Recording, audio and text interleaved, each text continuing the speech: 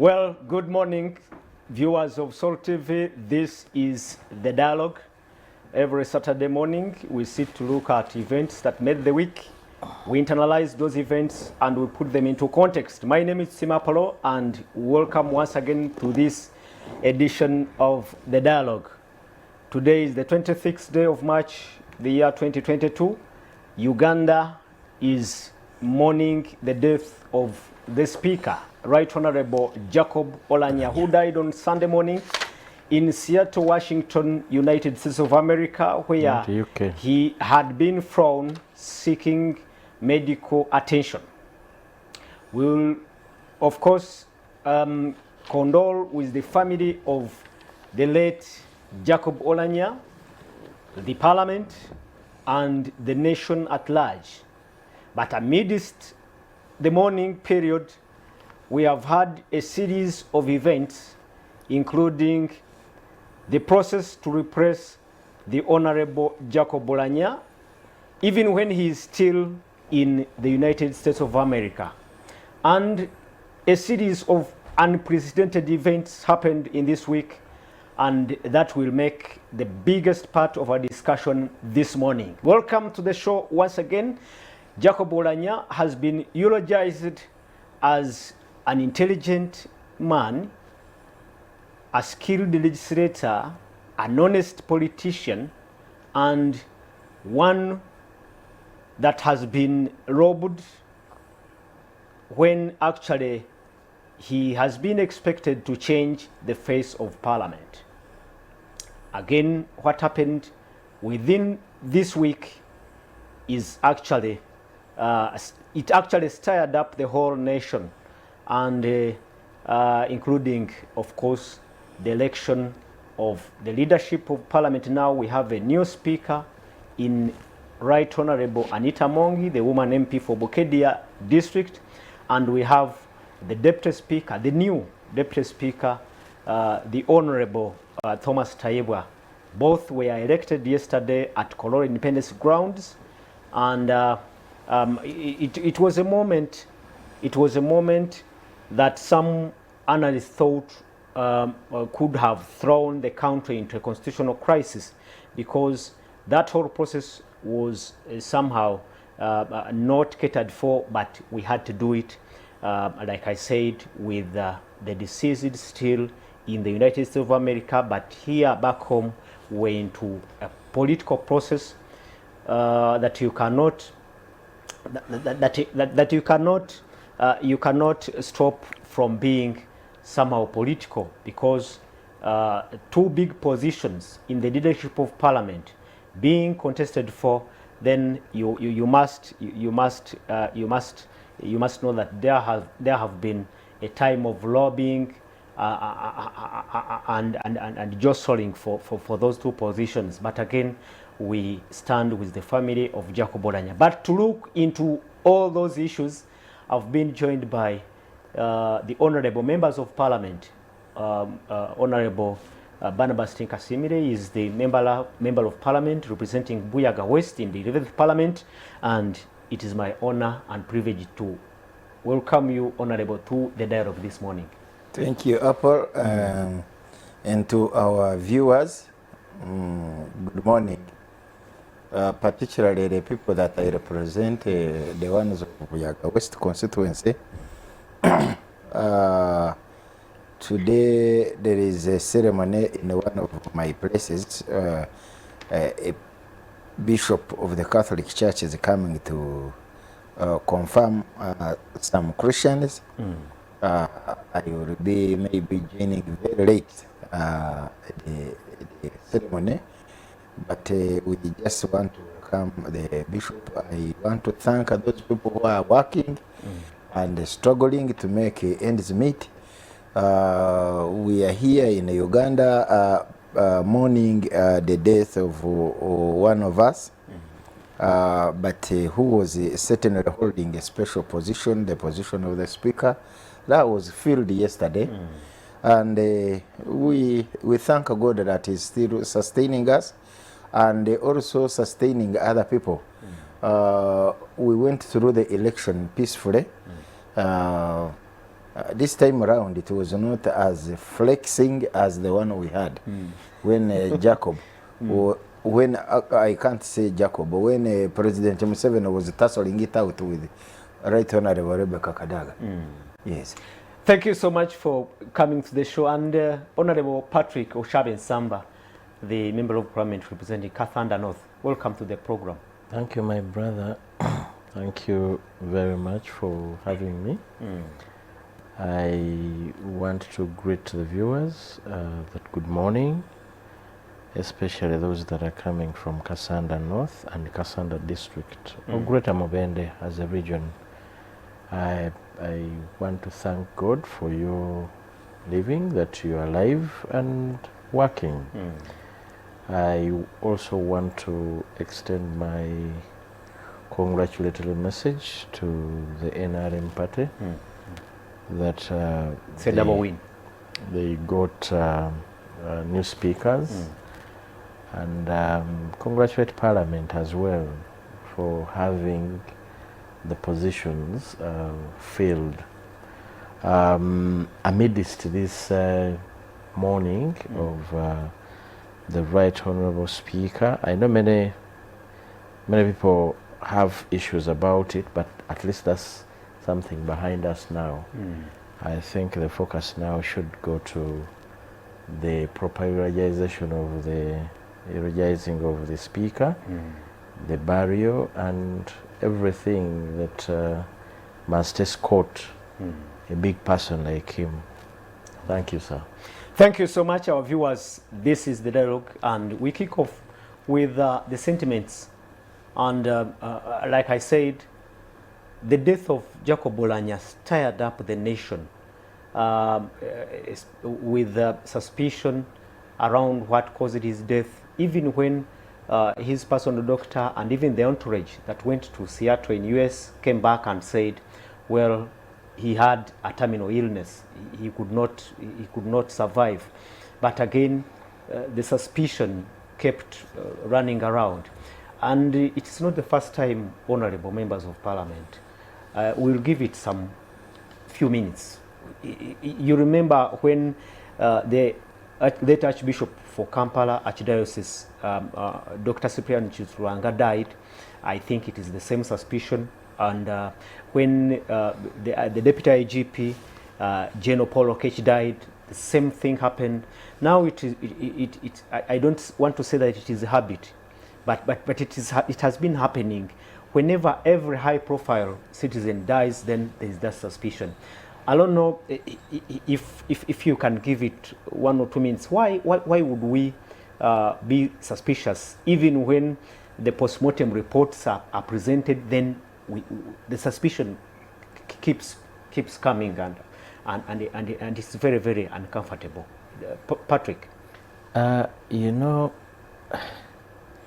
it's a sign that people have no confidence in their government. really?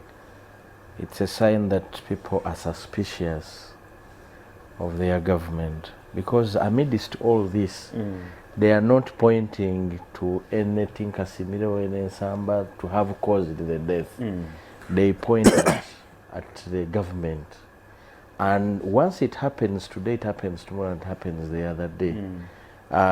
And government fails to manage the same situation. Somebody might think probably it is true. Somebody might think so. But this is an indictment on government to prove itself in the management of sick people, in the management of people when they fall sick. I'll give an example. To my knowledge, I knew Jacob was sick. At least I had prior information about his sickness prior, even in the 10th Parliament. Because I've ever had rumors that he keeps flying out of the country for treatment. But the question is, has the public ever known about that? About his sickness? Should the public know? Yes, why not? Sickness is a private. No. Let me tell you, when you hold office as a public, you hold a public office, you are accountable to the people. When you're sick, they must know that our person is what? Is sick. When you're out of the country for treatment, let them know. Why not? Why should they not know that you're sick? I see no reason why the speaker could get that sick for almost for a year. Because after elections, he got sick. And when people started questioning here and there, there was no proper explanation. Either from him, because even at your deathbed, you can do a WhatsApp and say, you people, Ugandans, I am sick. And that's a one way to account to the people. And if the sick person has not done it, is there a way to prior inform and prepare the public that this person has a terminal illness, if that is the case? Now, what do you expect them to say when you keep telling them that the speaker has gone for a visit? And that's what you come out with, that the speaker has gone for a holiday. And you've had that information, that the speaker has gone for the holiday, and people know our person is okay. And that's a communication you have made. Now, at this time, when for them they say, a man who has been fine, he has just gone through an election, and he has just been appointed the speaker. Maybe you feared him.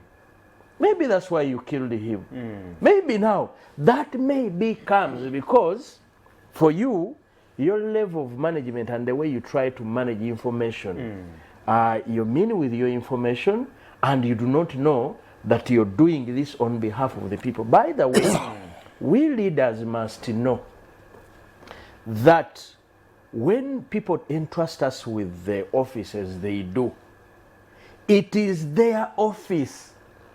Whether you're okay, whether you're not okay, they must know.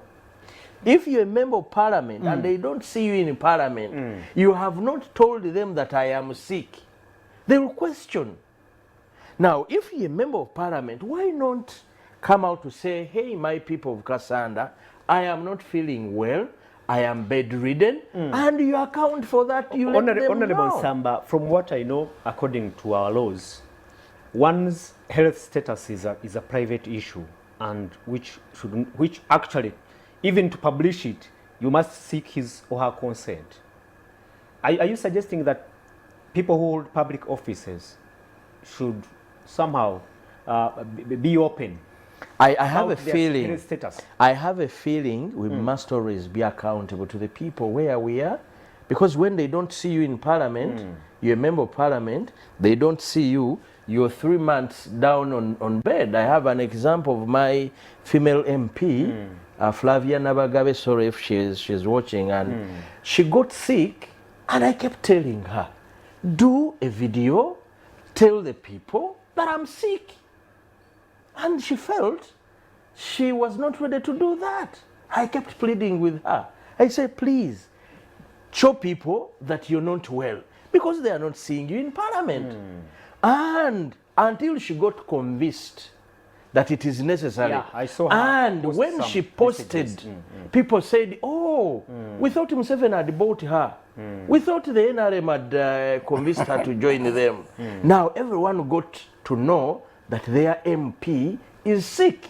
And she told them that, you know, I'm hoping to get well. And when she got well, she's now serving, and they are saying.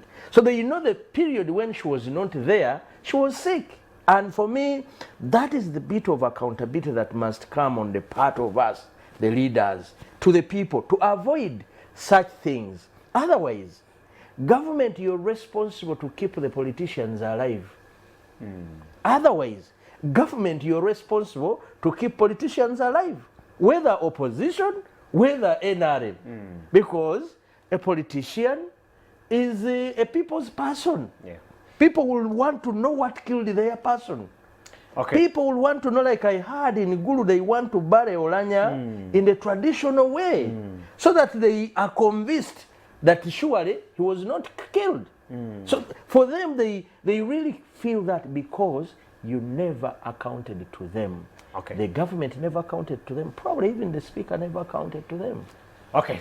Honorable Tinka Simile, you can imagine the statements that the father of Jacob Oulanyah made that I know, I'm sure my son was poisoned, what those statements would have, I mean, flared up, could have flared up a conflict, and they actually, or any other group of people would have rose up and done something bad.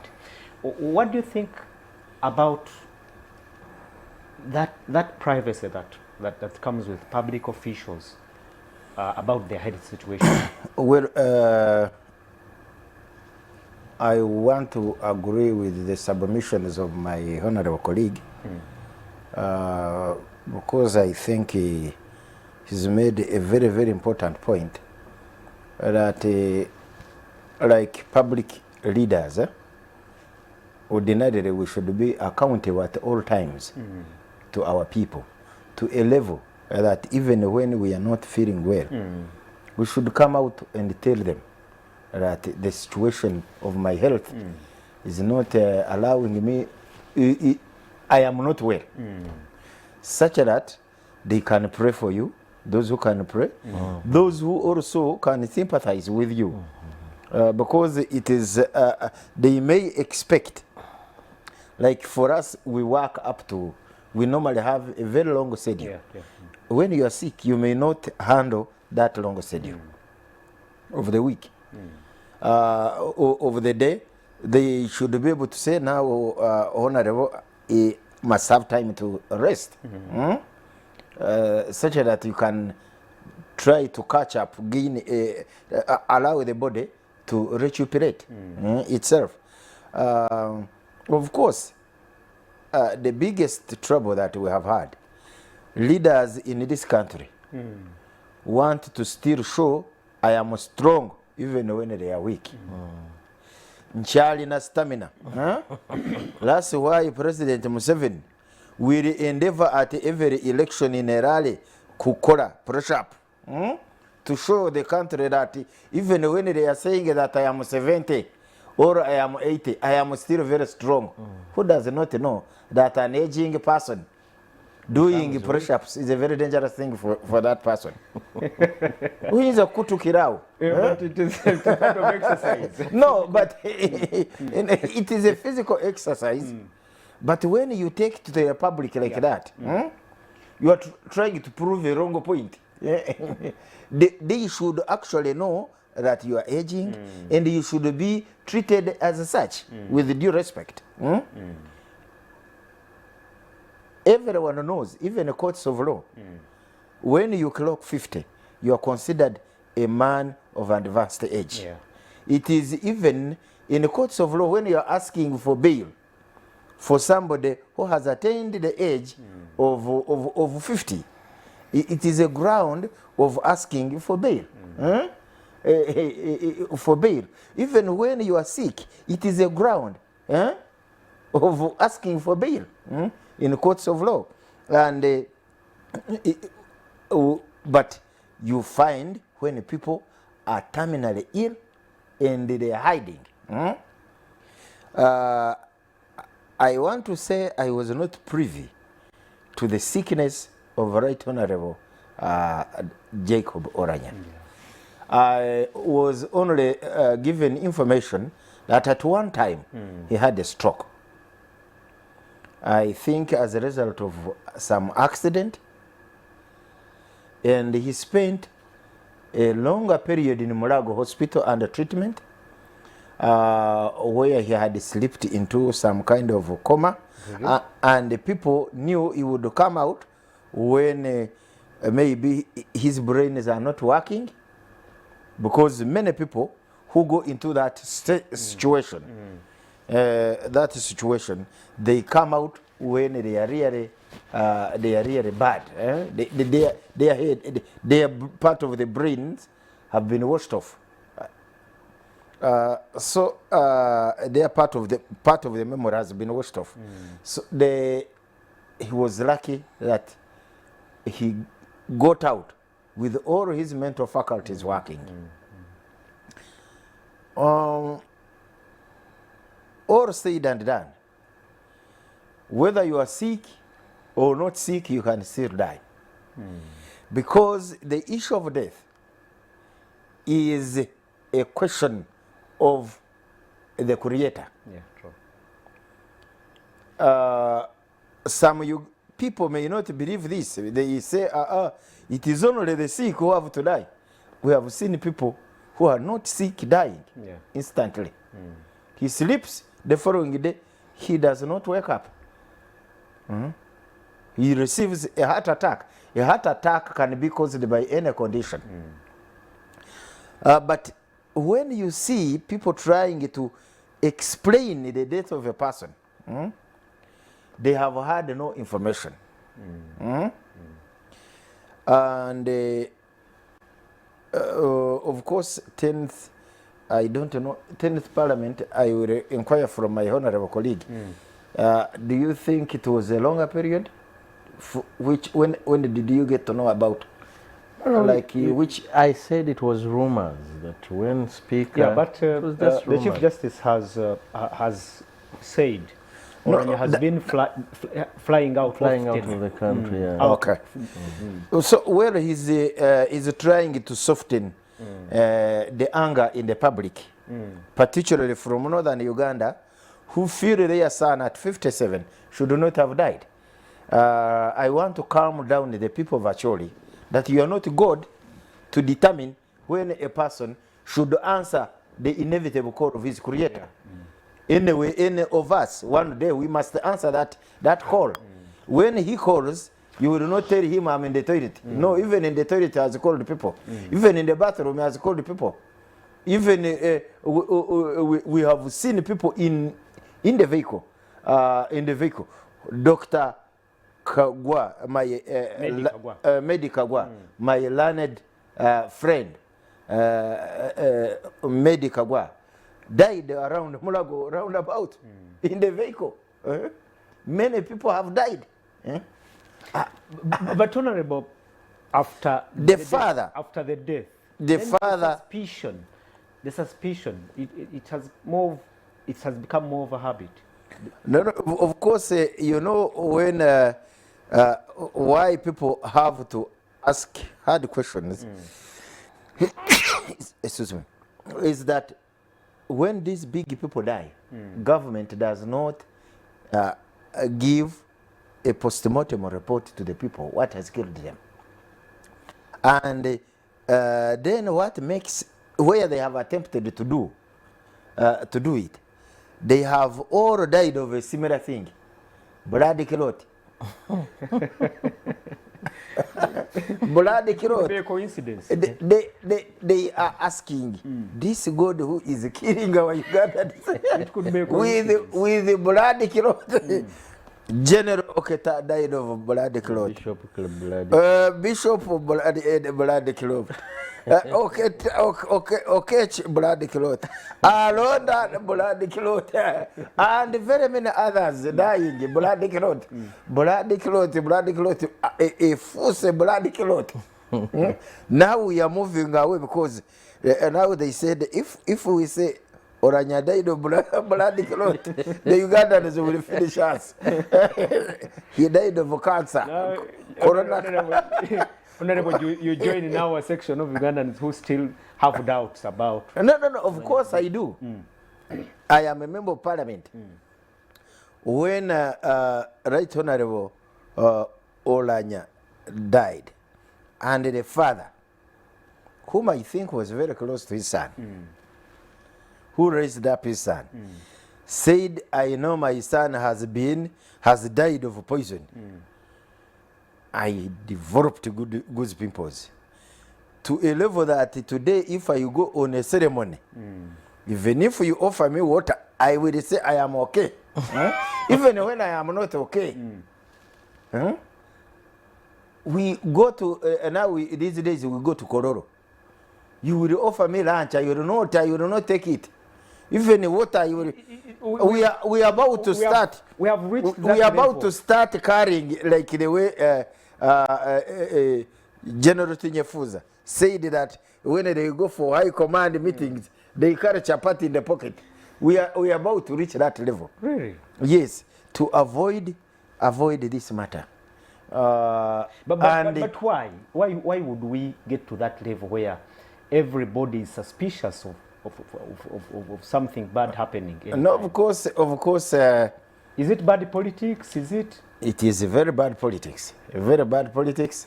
That those whom you don't agree with or who try to oppose you, you think they are standing on your way, and you must, if you can't have them join you, they must not leave, or they must find their level slow death. This type of politics is practiced by the Russians, and you know how close we are to the Russians Really? than to the Ukrainians.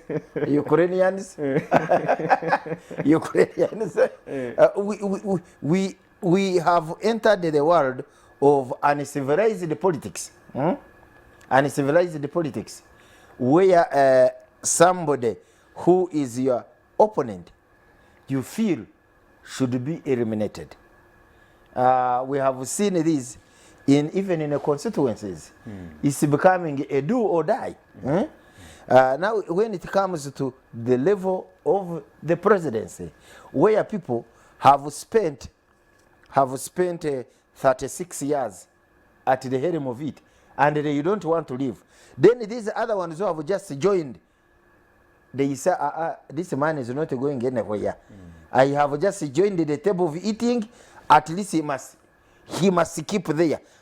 Anyone who talks about him, or who attempts even to say, I may be interested in the future in this seat, you will face these people. It is. And of course, you rightly said that Jacob Oulanyah was very intelligent, honest, skillful. Legislator. The issue of honesty is the one I don't know, but skillful, intelligent, and forgiving. Yeah. He did not keep grudges. The issue of honesty, because it is a personal order, that one is difficult to see. Me, I can't put there my word. This man was really very skillful. Yeah, true. He lives Makerere University, joins UPC. He sees that UPC is a Tata whose engine knocked. I can't move with it. He abandons the vehicle and joins NRM. When he wins an election, he says, I'm becoming a deputy speaker. Wins the second term, he says, I want to be speaker. He was only stopped by a car. He was going to if we had allowed voting, he was going to you never know, because he had amassed the support of women. We who were there by then, he had a bigger support of women more than the woman candidate. In 2021. Yes, not 2021, 2016. Okay. 2016. Okay. And it was only stopped. Then 2021, when it comes, Oulanyah became, he was really very, very skillful. Which is very unfortunate. Because he mobilized the oral even convincing a head of state to be on your side. Because tell me, what had Kadaga not done for President Museveni? Yeah. But to convince him as if you have bewitched him. He sees Kadaga, he frowns. He sees the campaign agency, he frowns. Then you must accept that he was very skillful. Wow. And if he was as that skillful, anytime, he was going to give it a shot. At the presidency. I am sure he was not going to stop at speaker level. Are you suggesting? He was not going to stop here. He was going to now give 10 years. 10 years, we anticipate that President Museveni, who is 83 years of age, God willing, he can add him more years, and he lives up to 95 years. And we see maybe he may answer the call of the inevitable call of his creator at that age. But the point we are seeing, we are not seeing him leave power. He wants to go with this power to the grave. Honorable, I don't know. So I don't know what you're people like him would be strategic and they say, okay, this fits well within my plan. 10 years as a speaker, then I look for another shot. Okay. I give a shot to the position of the presidency. Because now he had already entered a political party's political structure. Yeah. He was a SEC member. Chairperson of the Northern. He was only remaining 10 years after this man is unable to be president. He would say, I want to be chairman of NRM. I want to be the president. And with this skill, he would be. That's why the Acholi people are very disappointed. They are talking all sorts of things, including our land chief justice, who degenerated in a video attempting to ridicule those who talked about the health, the going of the right honorable speaker to America to be treated other than to be treated here. He became personal, he became native. Native, is it because he's an Acholi? And now he attacked the Baganda. Now the Baganda are asking, if this death can cause this trouble, this man now who has not died, who is still the chief justice, if the Baganda go to him for justice, how is he going to judge? Anyway, we wait for that. And I liked your powerful eulogy you made, about the Honorable Right Jacob Oulanyah. No, it was very, very powerful. There is Honorable Samba, how did we get here? Is it bad politics? Why would every high-profile person die and then the death stir suspicion? And by the way, the suspicion of poisoning, there are those that have lived to tell the story. Who have survived? Who have survived. Right Honorable Rebecca Kadaga. Really? You remember? When she went to Nakasero? Yes, she was poisoned. And it was Aga Khan Hospital that successfully... other than that, Right Honorable, there is, for a very long period of time, have you seen the wife of Honorable Mama Mbabas in public? Exactly. The circumstances under which she took the poison, if they are revealed, and because she got to know when she was poisoned, she shared a plate with someone. They bring food with two sandwiches. When they put it there, it invites you, come and we eat. He picks his sandwich, the one which is remaining there is yours. You eat it and your life becomes completely. She's always in hospitals. And that is the fact. The poison keeps mutating in her body. The life that she has lived of medicines, of hospitals, even in public. Do you see her? I remember, was it 2016? Honorable when Jack, Honorable Mama Babas had to cut short his campaign. You can see his wife, who was very, very little. In 2018, Honorable Chagulanyi had to fly out of the country for detoxification. Really? Yes. And you know, these things are happening. So I can't rule out the fact what the father of Right Honorable Oulanyah is saying, because he could have been aware that his son has cancer. Okay. But should we say that somebody who has cancer cannot be poisoned? Not really. Can we say so? Are there not people with cancer that are living with cancer for a longer period of time? Yes. They are there. So because somebody had HIV, we can not say, but this man, because he had HIV, then it is HIV that killed him. So it is possible that he had a terminal disease, but the words of the father, if it was a serious government, would have been investigated. The words of Right Honorable Speaker Kadaga would have been investigated. And a report on who is poisoning Ugandans must come out. Let me make a disclaimer before we go. That honorable viewers, we are not insinuating that anything like If what you're we're talking fearing, about it's today. me who is saying. His Excellency the President yesterday said that those who are actually speculating about the deceased speaker's death should be brought to book and I mean, charged. that is the father. So it is the father of the late. So saying, my son told we are me. looking at the circumstances It is the trend, and we are not talking specifically about. And I'm telling you now, if the president was serious about this, he would have instituted an investigation in all those high-profile cases on whether there is poison going on, and it can't be from one person to another and to another and to another, and you keep saying it is not true. An investigation can be carried out. For example, after the burial, the father of the late can be contacted. How did you come up with this? Now, forget about the father. I saw in I was watching TV. I saw the paramount chief of the Acholi making the same statement.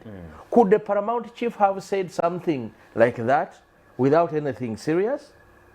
Could he? They must have probably heard from the late and saying, this is not my usual disease. I've lived with the other disease, but probably this is different. Probably I picked this one through poison. So I expect government to institute an investigation, an inquiry into this, into these claims. They could be true. They could be wrong. They could be true. And once it is true, then you help out people. Because like Tikasimira is saying, that he is fearing to take water. He's fearing to, except me, I'm one person who knows that if God called me through that poison, I'll die of that poison. If he never called me, so me I eat. But you can't take poison knowing that it's poison. But if you keep saying, you know, you tell the truth to the viewers. I have moved with you. But even to State House, the whole day, the man is in Gurume. He doesn't. Even the honorable members. But if that is the kind of environment, they say the bottles of water are there. You even fear eating food at State House. Now, that's where we have. Now, that is the challenge. The president should never ever leave this uninvestigated. It's an indictment to his government and to himself, because he's one guy. Probably, whenever in any country where there is a unexpected discussion on succession, it never comes.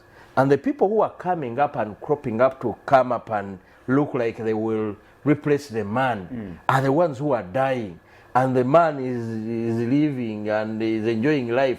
Probably they may think this man is eliminating this one slowly for him to continue. No, because we must have an explanation why Aronda, who was the most respected army officer in the army, even in the public realm, he comes up and he's dying of a blood clot. In Mayombo, you remember Mayombo? Very Yes, young man. yes. Very young man. Mayombo was eliminated very early. Because I am sure by this time, the talk that we would be having would be a totally different if Mayombo was still around in the politics of this country. Right. When in law, there is something which we believe in, that if somebody is sick, you again don't push. When you push that person, you are culpable before the law. The sixth sin principle. Yeah. That in my language, we have a thing that if somebody is sick, tora muhura, I leave that sickness to be the one to kill him. We have seen very many people navigating through sicknesses.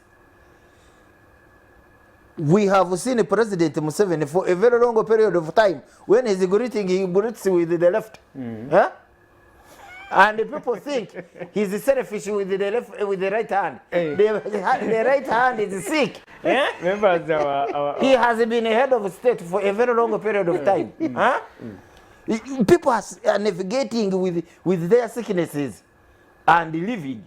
But for you, you come up and you say, kamuhule.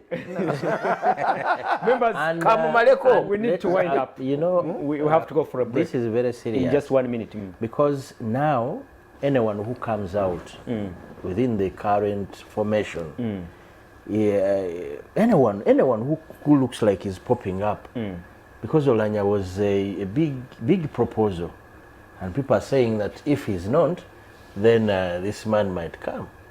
So those things keep everyone who was suspicion now- yes, everyone who was hoping. Still, I mean, Anyone who may temper with the Muhoozi project, because Aronda was anti-Muhoozi project, and you know there are many others who are going to die there inside. The dialogue- inside there. the dialogue will be right back. The last point that I wanted We to need make. to go for a break, Honorable. I think you can make it when we return. And We leave. I would make this, and we Make leave it, make the it. Oulanyah's death. make it. President Museveni should stop resuscitating the people, that he will charge those who speculate. If we do not speculate, we are only asking you, give us the right information, because you are a head of state, be accountable to everyone who is dying. Give us the information, what has killed Oulanyah, what has killed Okech, Oketa, Aronda, Archbishop Rwanga, and many other prominent individuals, because we agree that we shall investigate and bring a report, and it never comes to light. You also threatened that people who announced the death of Oulanyah, you were going to arrest them. They had said the truth. This man must have died 1 week ago. Okay. Before this entourage Honorable, went you made- to America. You made your point. Viewers, this is the dialogue. Let's go for a break, and when we return, we'll look at the process that brought in a new leadership of parliament yesterday. And as we speak now, we have the new Speaker of Parliament, a new Deputy Speaker of Parliament, and that will be our next topic for discussion in the next hour. My name is Sipiika Oulanyah. Let's come back after this short break. It is the dialogue.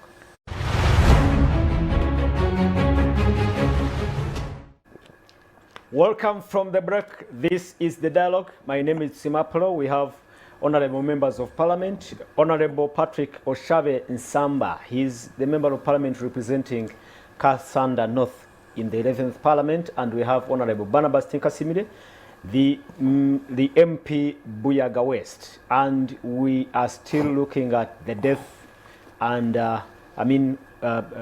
still in the period of mourning, Right Honorable Jacob Oulanyah. And we thank you so much for tuning in. I have messages from people who are watching live or on Facebook. We have messages. Chirunji Chris Pauline saying, good morning, viewers. We are viewing and we are following. We have Semudu George William. He says, I welcome you all here on Salt Media, and several other messages and several other viewers sending in their messages and shots to their MPs in the studios. Welcome from the break, and we go straight away. But before we go to the election of the top leadership of Parliament, members, like I said, the death of Oulanyah stirred up the whole population, and you heard the statements from the Chief Justice, and this all takes us back to the flight, the evacuation of Oulanyah to the US, and it triggers another debate on the treatment of VIPs in this country. I don't know if we can pick lessons from the death of Oulanyah, his treatment and the eventual death. One or two. I'll give you at least 3 minutes each, if we can do something about it. I think I hold the view, and I think even my colleague, that we need a functioning health system in this country. in 2012,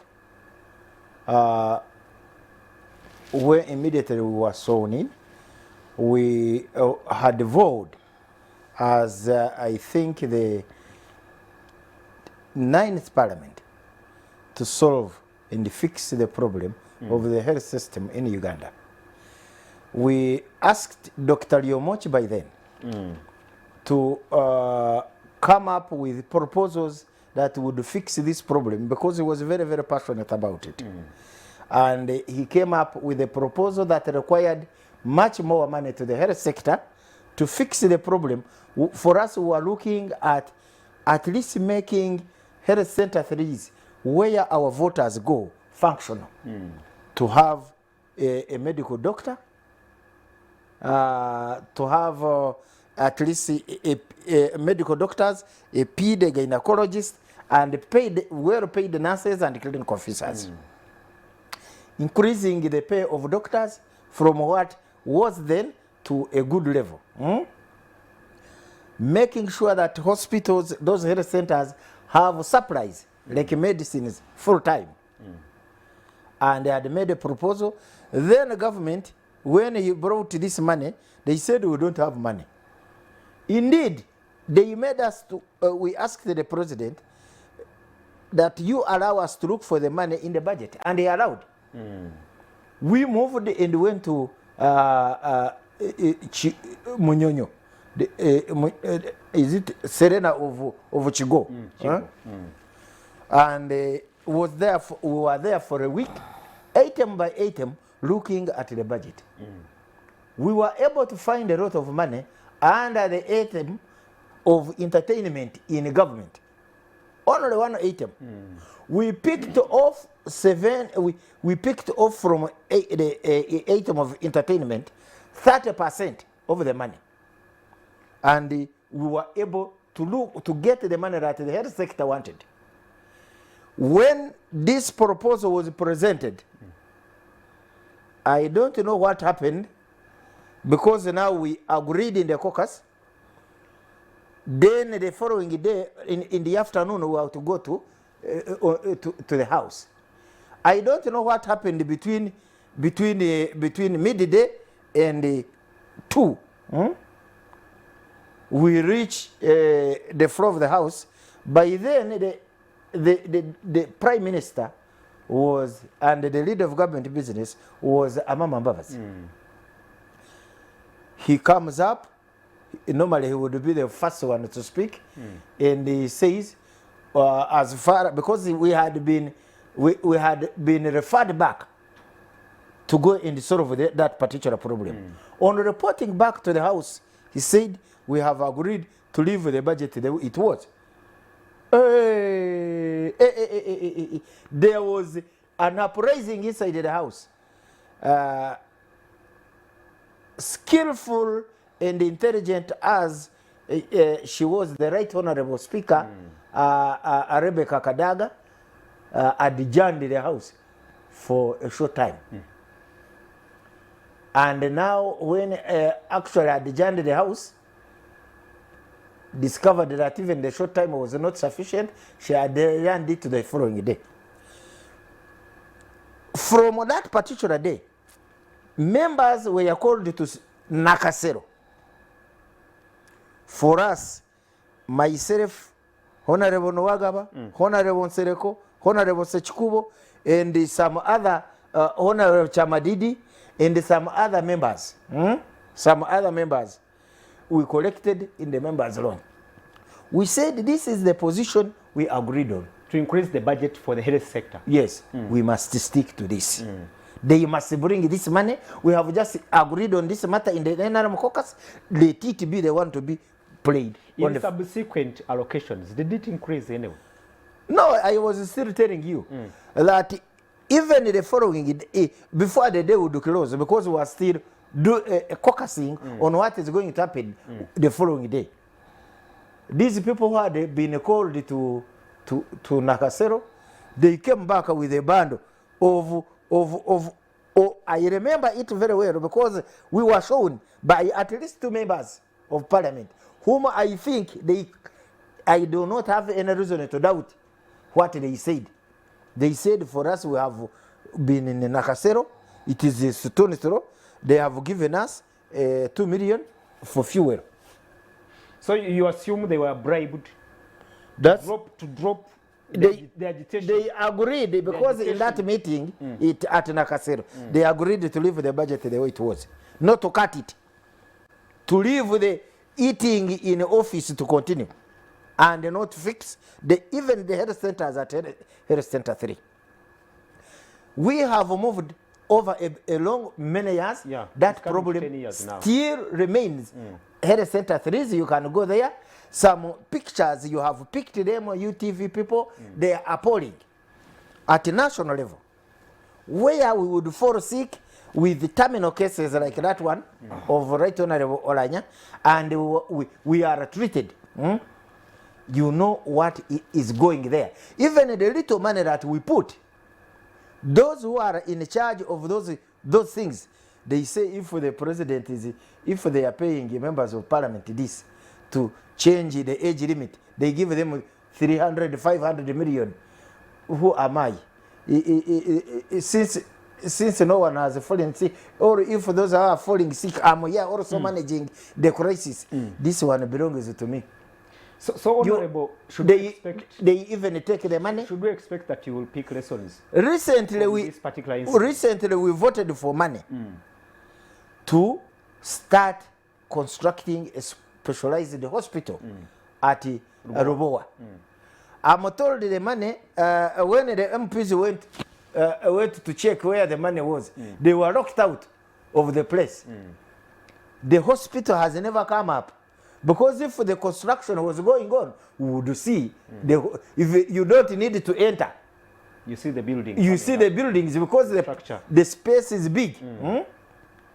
Nothing. I am told now the lady, the investor, the so-called investor who took our money, is now buying kasoli, supplying it to World Food Program. Buying beans, supplying them to World Food Program. Constructing roads is now the one who won the tender constructing Sembabule Road to Mubende. To Mubende. You see such a kind of thing and they say, is this country serious?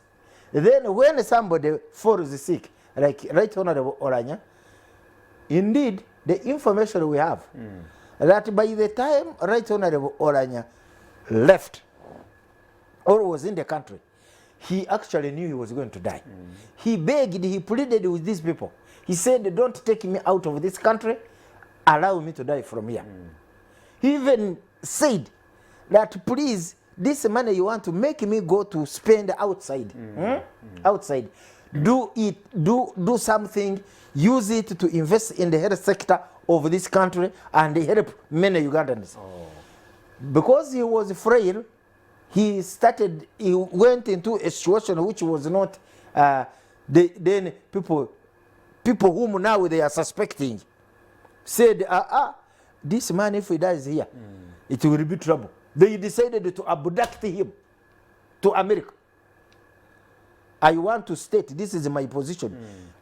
Right Honorable Oulanyah did not consent to be taken to Seattle. He was abducted to Seattle. So he was an innocent victim of those protests yes, outside the hospital. He was very, very innocent. The protests had, when a protest may have a message, the message was what we are discussing now. That instead of you coming to treat your VIPs, fix the health sector in the country such that VIPs are treated back home, not brought here. They protest, but they flared into something else. And they were also misinterpreted to a level that they became tribal now. Are you protesting because now it is the Anacholi who has been flown out? You can see how also our learned Chief Justice deteriorated into a tribal talk. Honorable Samba, as legislators and policymakers, do you pick lessons from Oulanyah's death and probably should we expect that we will see something better moving forward? I really think this government should be ashamed if they feel shame anyway. In 2019, as Honorable Tinka Simila has highlighted, it was a session of Parliament. I remember in that session of Parliament, it was around June, session of Parliament, Dr. Ruth Acheng requested Parliament, do not approve this loan because it is too expensive. I have 14 regional referral hospitals. Yes. If you give me $25 million for each regional referral hospital, we can put all the specialized services we are talking about in all the regional referral hospitals in the country. And the budget was $25 million per regional referral hospital. Meaning that with $25 million for each regional referral hospital, we were able to put cancer services, all specialized services that you can talk about. And that was the budget from specialists from the ministry. Now,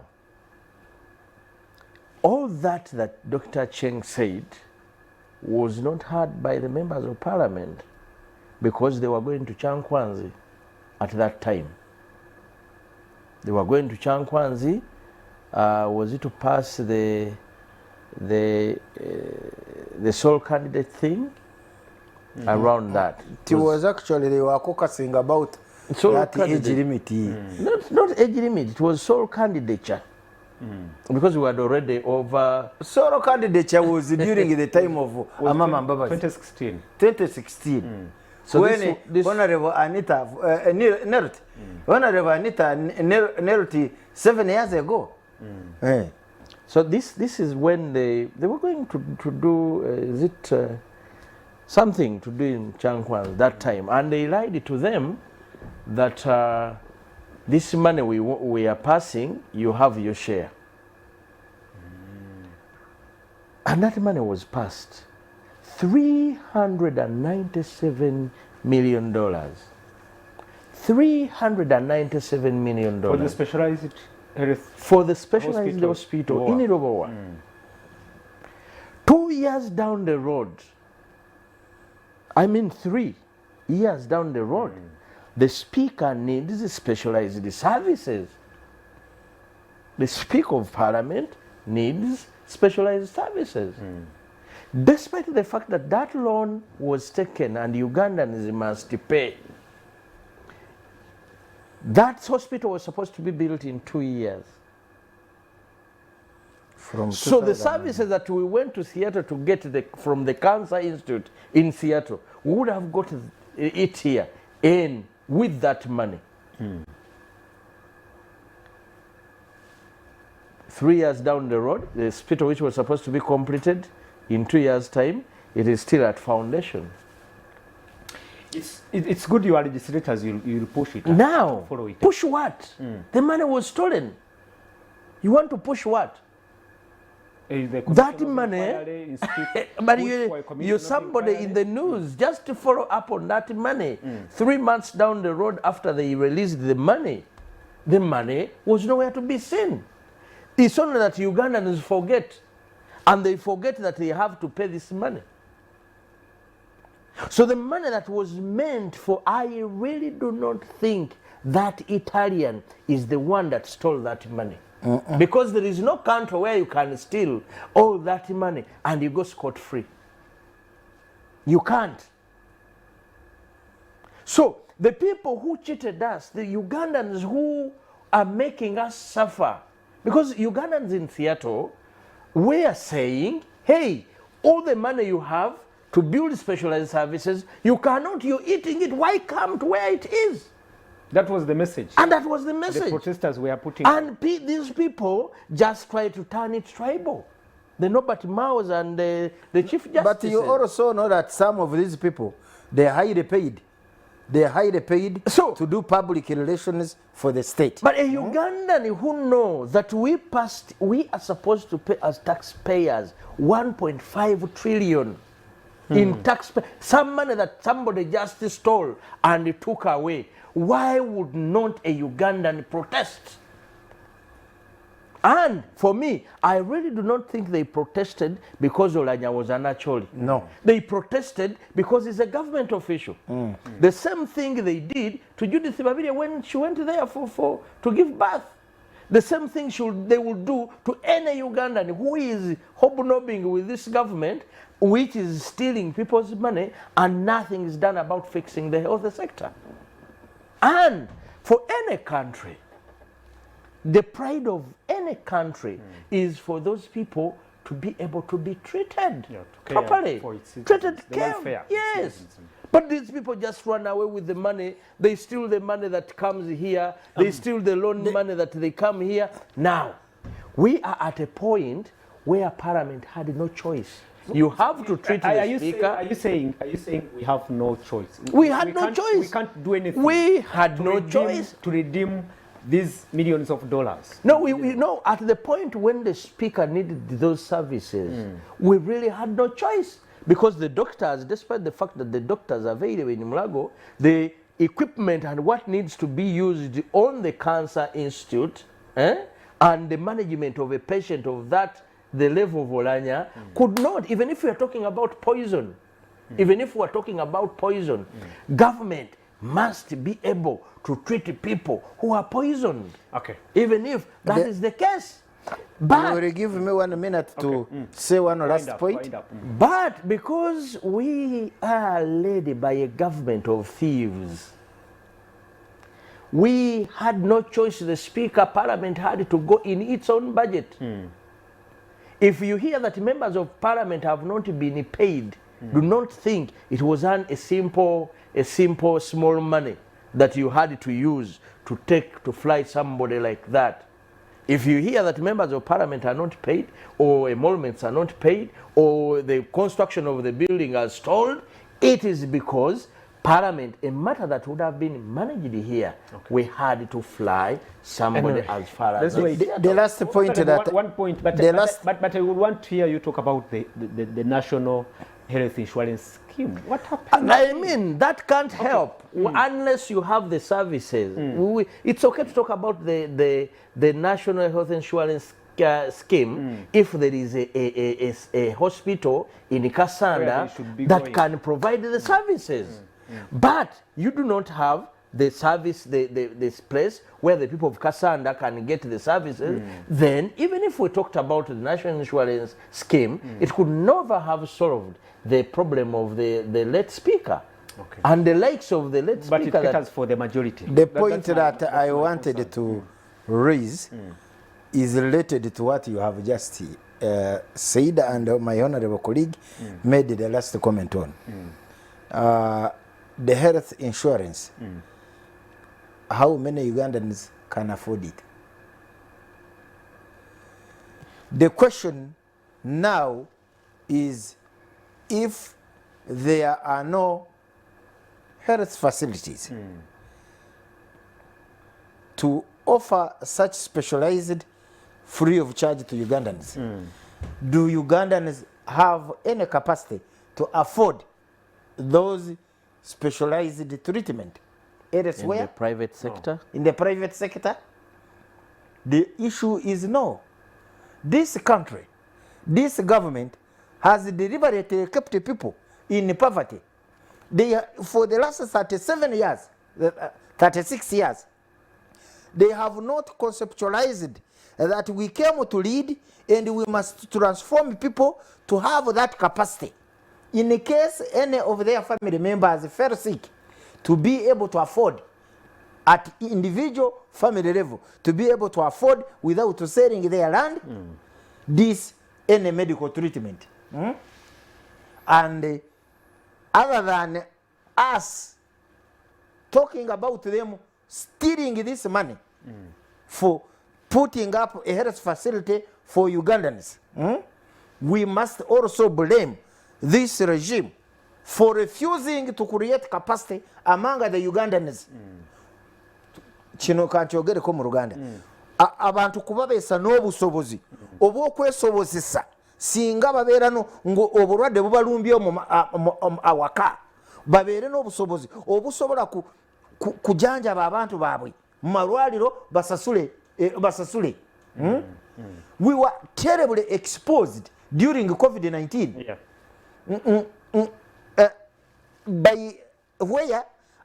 Whereby Mulago Hospital and other hospitals became full.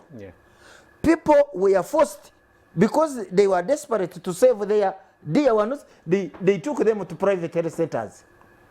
Unfortunately, they lost them.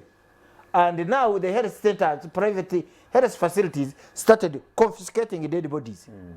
I remember it took a battle in Mukono, led by Honorable Namboze, to fight to release a body of a certain doctor. That's how citizens are vulnerable. Yes, this is a very bad situation. And we, as Ugandans, until we recognize that this regime owes us an explanation, owes us where they are taking our money, owes us to tell us why they are leading us without transforming us, building that capacity, we must raise up. We must rise up. And let me hope our viewers and everyone, we acknowledge that it is a period of mourning. We want only pick lessons from we don't rejoice in the death of anyone, but we need to pick lessons from every incident. Around COVID, we thought we would have picked lessons around COVID. COVID hit us hard, but again, it is the same thing we are speaking or we are talking about. Let's cross over and move on, gentlemen. Luckily, you are members of parliament, and you will help your people, the people you represent, to take these views further. I think for the issue of Robo and other related issues, why shouldn't we push for either a commission of inquiry or the office of the whom do you investigate? Because if a committee of parliament, led by a minister, they go to Lubowa, they are locked outside, they are chased like chicken thieves, and they even keep quiet. I don't know what happened. Yeah, he was looking for Dr. Bukenya and others. No, Dr. Bukenya, because he led that team to that place, he's no longer chairperson. Yeah, he's no longer. Even if he applied several times, wished to continue leading this same committee, they will never reappoint him. And I think even the successor cannot attempt to open the chapter of Lubowa. That is how sensitive it is. You know, that Lubowa thing. You know, Genome 7 and his regime broke our backbone as Ugandans. Now, the party in power would be the one leading for such. And if the NRM party pushed to find out, probably the party in power, then they will probably say we are not witch hunting them because we are opposition. But unfortunately, the backbone of the NRM members of parliament was broken. It is very, very risky if you're a member of the NRM to talk about corruption. It is only the Tinkasimiles who remain with their polls, the men who still stand. But we know the price that we pay. And during an election, we are just saved by God. I want to tell you what we go through in the constituencies, like in this last election. They had even prepared the army men. I don't know what happened over prayers, confused these army men on the polling day, or the vehicles which they were having in Kagadi, because in my they had deployed 21 pickups. I don't know what happened over the man who was supposed to give them fuel, delayed. They were dispatched when the people were finishing to vote. So They could steal nothing.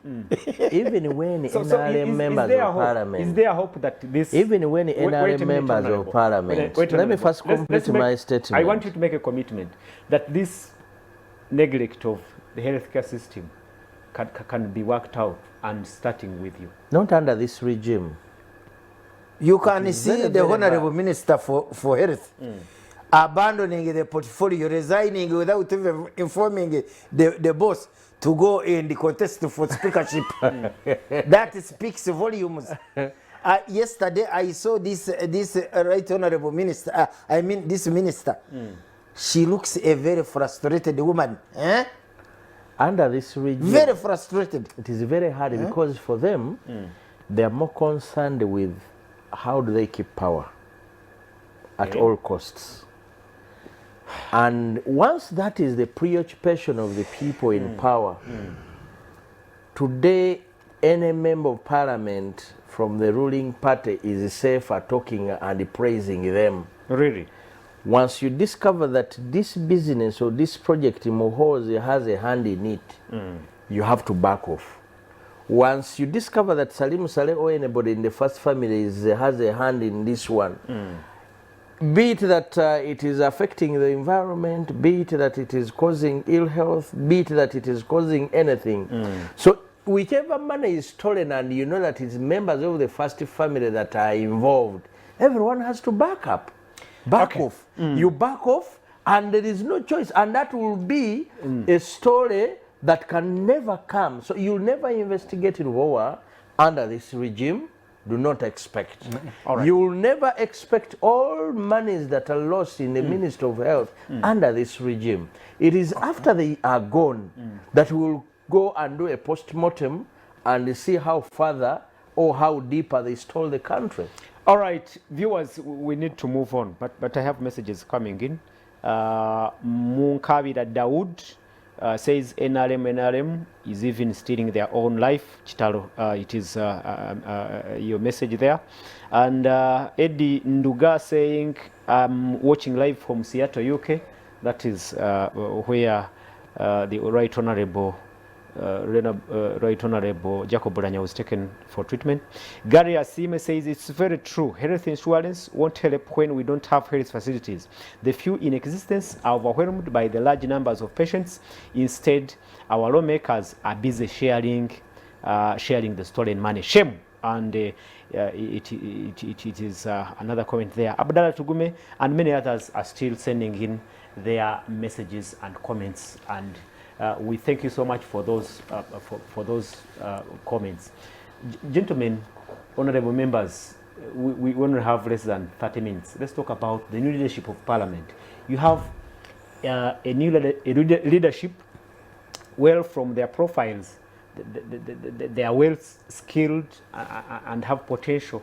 But we want to know from you what your expectations are, because for the parliaments that have come before this 11th parliament, we have had an opportunity that a deputy gets at least 10 years of mentorship, and then he or she comes in and becomes speaker, and it is a totally different case this time. We have two new office bearers. I don't know what your expectations are. In this short time, we still have Barnabas. Well, you've said there is almost an established rule, a precedent, that each deputy is mentored 10 years, and then each deputy, each speaker has the opportunity to lead and mentor the successor for 10 years. But this one has not happened. Every rule, we believe, has an exception. And those who read the Bible know very well that one of the prolific apostles and the disciples of Jesus was Paul, who even never moved at all with Jesus. We are told the story we have about him, that he decided to change after he had an encounter with Jesus when he was on the way to Damascus. Just on the way, on the road, he meets him and he seizes him. He puts him in an unconscious state for like, I think, either 3 days. And He's a changed man, a transformed. he completely changes. And from being the persecutor, he becomes a serious promoter. Me, with that type of experience and knowledge around us, there is no, you can't say God cannot have a situation where a speaker, even not mentored at all, a deputy speaker, not mentored at all, can become the speaker.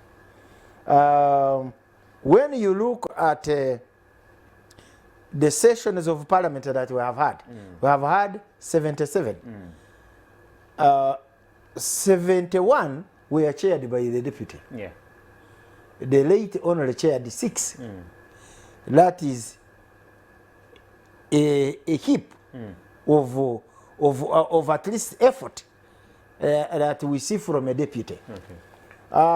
You know, chairing goes with skill, and a skill sometimes is gotten on a job. That's why we who are trained in law, we are asked to have moots and such that we start. We are taken for clerkship, we start to practice and learn the skill and put in place in practice.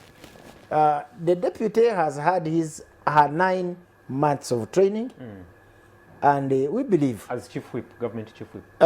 No. The current speaker, we believe and felt it was high time for her to move to the position. So you agree with the position of the NRM Central Executive Committee as well as the Parliamentary Caucus? For them, they may not even have looked at all those things. And they said one of the grounds was that she has really handled the house well during these 9 months. Well, during that period, I have been at school largely. My honorable colleague will have an input of whether she steered the house so well. But with the output she has given, she's done well. Good. She's done well. Then, of course, the deputy, all these two people, what streams through them is that they have the energy, love, and zeal to work. That is good. A person who is interested in the work will certainly learn how it is done. That is powerful. For me, that is the most critical thing. And that's why Americans, these South Koreans, those Indians, those who have developed, because when they are looking for a person to work, they do not even look for qualifications. They look for attitude. Salt. Okay. Honorable Samba, what are your expectations in the new leadership of Parliament? Well, first of all, human rules are not God's rules. So whereas the unwritten rule of NRM of saying that somebody must be mentored for 10 years or God has shown them that at his own best timing, what you consider a rule may never be a rule. And if you compared how Anita performed in the 9 months, she has been, I really don't want to say that she performed extremely well. They're quite, for example, for us who have been seated in the houses of Oulanyah and Kadaga, for a new member probably it can be okay, but for somebody who has sat in Kadaga's parliament and Oulanyah's parliament, you may think that she really needed the training. But I want to appreciate her for one thing. I think she asked for that position knowing she has opportunity for mentorship. And everybody probably you think, I'll learn from the elders. But this is a person on day one, the person you expected to learn from is not there. Phew, straight away. You go into the dungeon to do the work. And I think that must have been a very big challenging moment. So I forgive her for anything that could not have been done well, for she went straight to work, day one. You remember, I think the speaker only chaired the... I think, well, like 2 sessions. And The first, no, the opening session, after the opening session in Kololo. The next sessions, you know, it was Anita who had to take over. So given the fact that she missed the opportunity for mentorship and she was able to do whatever mistakes she did along the way, including the fight with Honorable Zake, I really want to forgive her and think now that she's the speaker, she has no hope for a mentor. She has to pull up her best. She has to do her best at such a moment, because there is no one people Ugandans are going to expect that the other one is sick tomorrow is coming. Now all hope is in Honorable Anita. And this is why I pray for her that she must do her best to protect the institution of parliament. Because Ugandans have that institution, but it is the only institution in the 3 arms of government where they have control. The rest of the institution, they don't. They don't pick the judges. They do not know which judge will become judge. They pick their president. They pick the president, but only once. What can they do about it anyway? Under the regime, under the current regime. It was a long list, Honorable. They pick the president who is very rich on a polling day, who sends 500,000 to every village to drink waraji, and the voters go to polls when they are drunk. And he sends the army and he does everything for him to win. But where I was, I have hope in these young people, because when you see Anita Mong and you see Thomas Tayewa that ascended to that position, that is position in number 3 and number 4 in the country. One thing that makes me proud, they are young people. They are people of this generation. Energetic and... leave alone the energy. The fact that they are people of this generation, they must lead those positions thinking about the Uganda we want, not the Uganda the Musevenis want. Because the Musevenis are in their evenings at 80. He's looking at closing and packing. But I'm looking at Tayewa at his early age. Is he 40 years? And Anita is about 47, 48. 47. Yes, those are... She's 48. She's 48. Those are the ages that we're looking at. If you're number 3 and you're number 4 in the country, you must be able to think about this Uganda in this age bracket and make sure that whatever you do, you're preparing a better Uganda for those below you, the majority of the population, and do not allow... I will feel disappointed if they just join to prepare for the one in 80s, instead of working so hard to prepare a Uganda best for the young people, best for Ugandans below their years, and the Ugandans in the years. Because if you picked the population of Ugandans below 50 years, they make up 95% of the population. And now, if you're Thomas Taiwan, if you're Anita Mong, that is the population you should focus on. Now, if you're going to be used to prepare for the 5% of the population, because Ugandans above 50 years are only making 5% of the population. Now, do not be made to work so hard for those in 5% and forget the 95%. It is well said. Yes. Well said. Well, the elections are now behind us.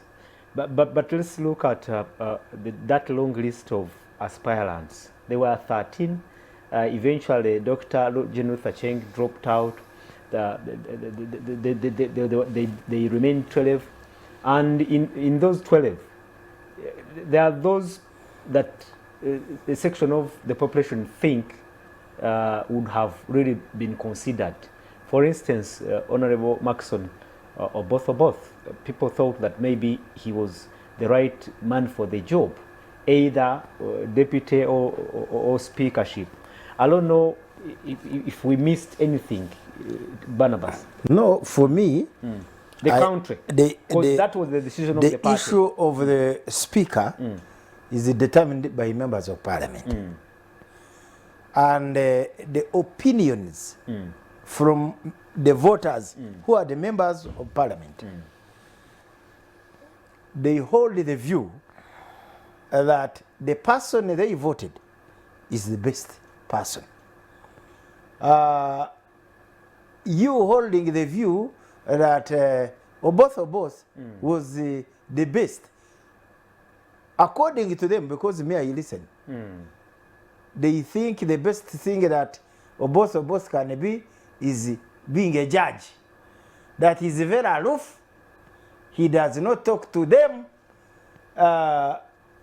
and they couldn't consider him to that be... That is the view of legislators. Oh, yes, the voters, with the voters. And I am, for me, the view that came out of the speaker having been voted by 401 401 members of parliament out of 529 speak 28 one is gone 28 speaks volumes and those who expressed interest and they were not seen by the voters to have that capacity, it should not be a do or die.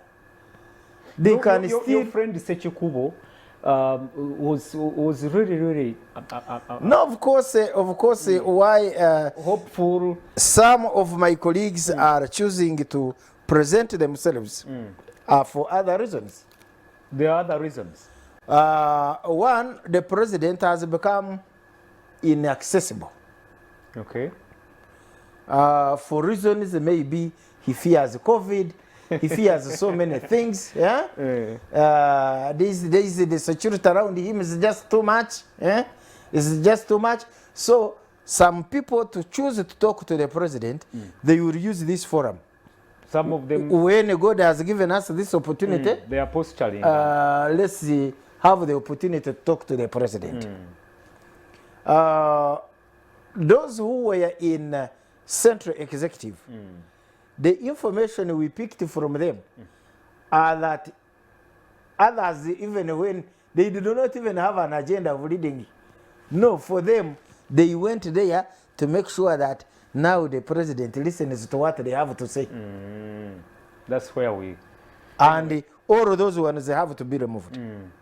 At the end of the day, for creating harmony, and all these others, they were removed. There are also those ones who thought they were very popular, who insisted. There is a man from Kabara, I met him yesterday at the polling area. He still insisted he can be a deputy. I told him, in the three people, you are going to be the last. He was struggling to get somebody to nominate him. He had been promised, and I am told they picked some money from him, those that he wanted.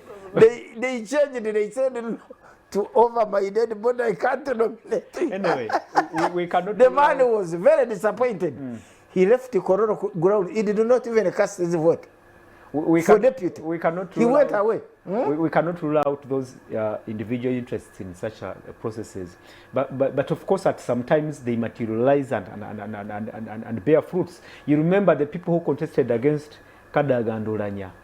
Some of them are big, have actually benefited. No, that's why my honorable colleague and my very good friend felt no.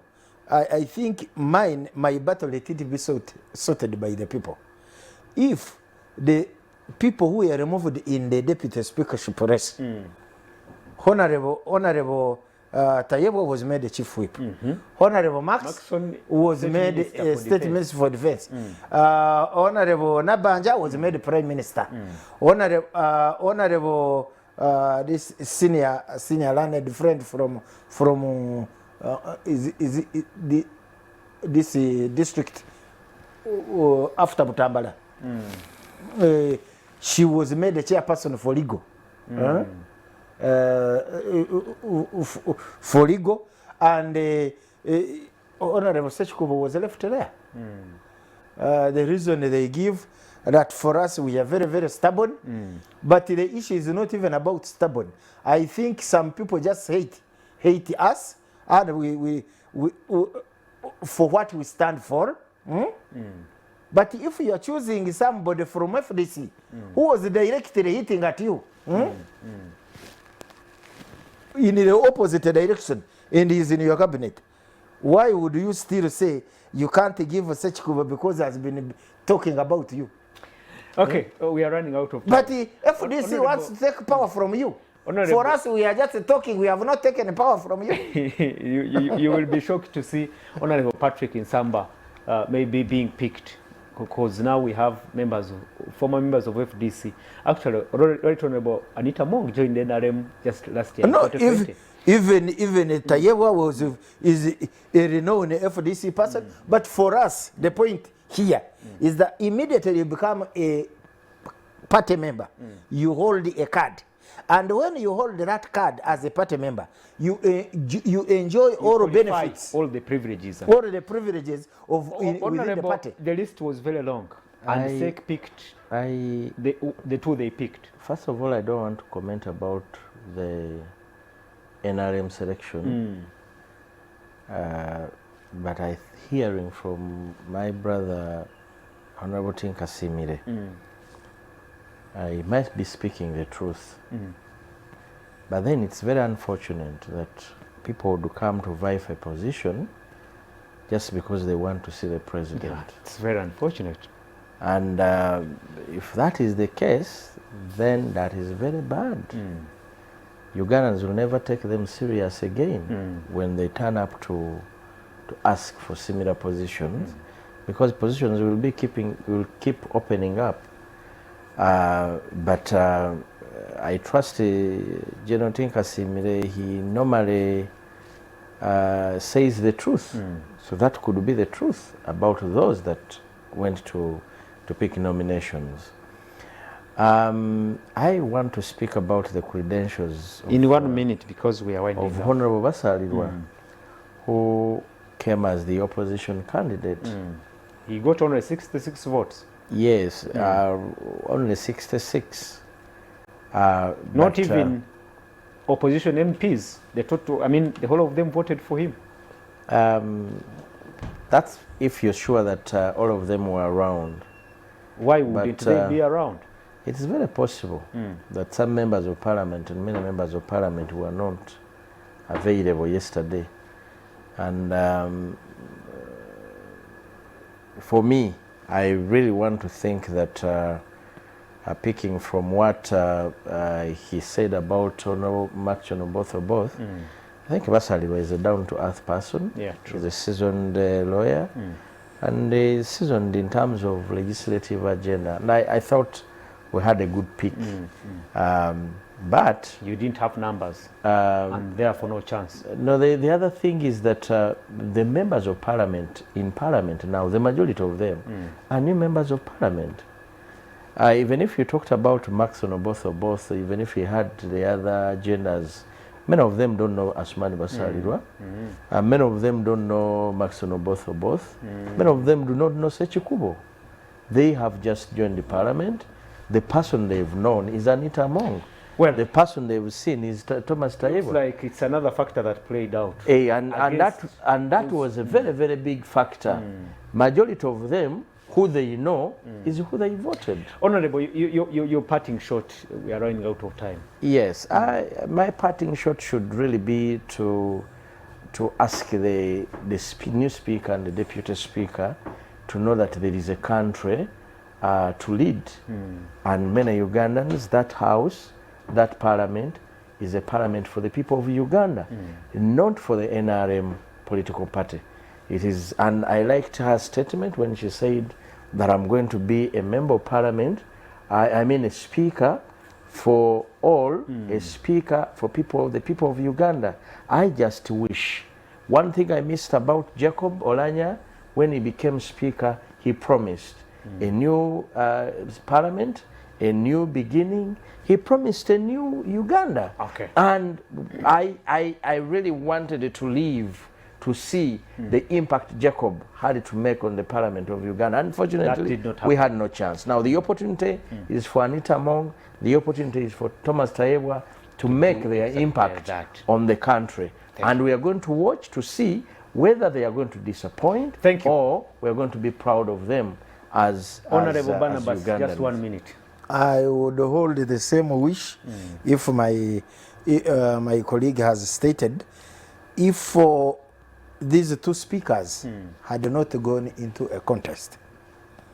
Ordinarily, what I expected for us to have what we call an impartial speaker was after we have had a flag bearer, our leader of government business, the Prime Minister, going to the leader of opposition and telling him, here we have a candidate and we would pray that you support us.